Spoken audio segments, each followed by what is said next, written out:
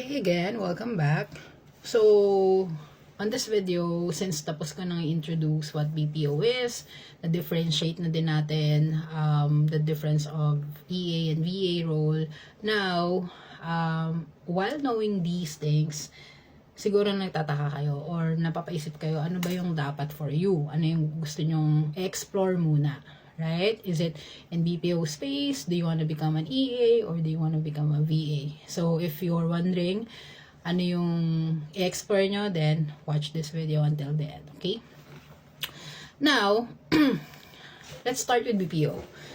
If you're someone na wanted a structured environment, you also enjoy teamwork and likes having clear metrics, then BPO is for you. Right? Kasi you're a great fit if first, you like stability and routine. And like what I've mentioned in my episode 2, if I'm not mistaken, marami na tayong stable BPO companies here in the Philippines na talagang stable sila and they have various trainings, and that's where they also help people to grow as well within their company, right?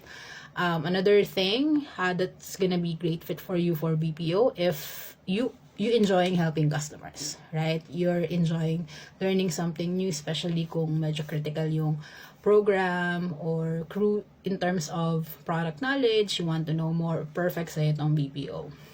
Tapos, definitely in BPO kasi, you're also a great fit if you perform well under structure and feedback. Kasi sa BPO space, this is where coaching gonna comes into, right? Kasi syempre, you have a specific KPIs or targets that you have to achieve, and you would be able to improve that over time via the feedback and coaching ng TL nyo or kung may OM kayo, right? Tapos, siguro bonus points as to what you can consider working in BPO, kasi like what I've mentioned in the previous video, it's a really good training grounds in terms of building strong foundation in your communication skills, your multitasking, and also your resilience, right? Yung skills na matututunan mo dito sa BPO as you go along is super transferable, and later on, if you somehow decide to go to freelancing, it's gonna be much efficient and you will have that confidence na kaya mong mag-freelance, right? So, yun yung BPO. Now, if you're someone naman that very detailed oriented, and very proactive, have that critical thinking mindset, then EA is for you, right? Kasi EA means supporting a few executives or working with CEOs or founders. So, you're gonna manage their life, basically. Their email, their calendar, their travel, and sometimes yung mga personal tasks that they might have. So, sige things din, you're a good fit if you're good or you're great in time management.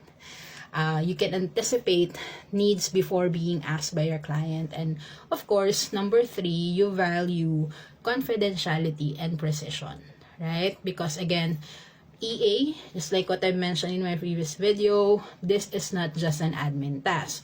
It's actually building trust and partnership with your client para at least mag long-term pa rin kayong partnership, right? And you would really love that kasi eventually, if that happens, then remotely working as an EA gives you the stability and freedom too. Okay? Now, if you wanted to become a virtual assistant naman, if you're someone who prefers flexibility, variety, and of course independence, then VA is really for you. Kasi 'di ba, like what I've mentioned in the previous video, it handles admin tasks, very task oriented, it doesn't need high critical decision making. Sometimes it's really more on research, or marami din dyan na more magtitake ka lang na inbound calls and really handle customer inquiries, right? So, again, you're a good fit for this 3 things. First, if you like learning new tools and adapting quickly to it, right? Second, you prefer remote setups or yung mga project-based work. Kasi for example, meron ka ng full-time client, then you can get another clients by just getting project-based tasks, right? And then definitely, if you're someone resourceful and you can really work with minimal supervision, then VA is really for you. Kasi again, VA allows you to explore different industries and find what you really love doing while earning a lot. Kasi you can do multi-clients nga here. In EA naman, you can do EA too, pero it really depends kung super tenured na kayo on the role. And you have flexible time to really get another one. It's really up to you. Okay? So, summarize ko lang, if you want stability and structure, and gusto nyong mag-improve on your communication skills, multitasking and stuff, then BPO is really for you. Kung okay na kayo in terms dun sa foundation nyo on communication and other foundation you need, then that's where you can focus as an EA so that you can provide, you know, growth and leadership too with the CEO that you're gonna be working. VA naman, again, this will give you flexibility and freedom too. Okay? So, just know na walang walang mas mataas o mas mababa na level regardless kung nasa BPO, EA, or VA ka. It's really about aligning yung lifestyle and goals mo din sa buhay, right? So it really depends on your the things that you wanted to achieve in the next coming years or months. So nasa sayo yan. Okay? So, yun lang muna for this video. I hope it gives clarity. And kung may question kayo, feel free to put it in the comment section. I'll try to answer it as fast as I can. Okay? So, see you on my next video. Bye-bye.